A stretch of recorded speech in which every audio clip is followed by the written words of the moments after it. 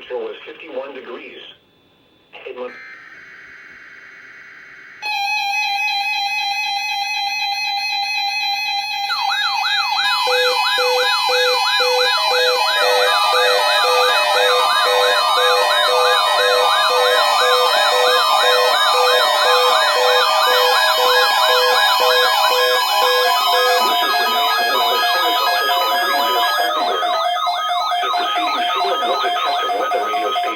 WXL70's public warning system.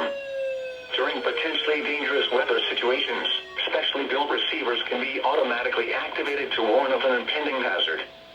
Tests of the signal and receiver's performance are normally conducted between 11 a.m. and noon each Wednesday.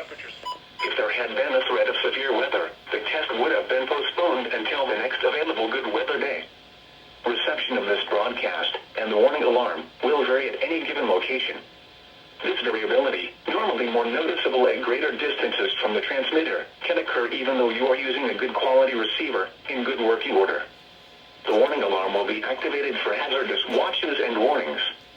For station WXL70, broadcasting near Charlotte, on a frequency of 162.475 MHz, the warning alarm will be activated for the following counties in North Carolina: Alexander, Anson, Cabarrus, Catawba, Cleveland, Gaston, Argyle, Lincoln, Mecklenburg, Montgomery, Richmond, Milan, Stanley, and Union. In South Carolina, Cherokee and York. This concludes the NOAA Weather Radio All Hazards Torn Alert Test.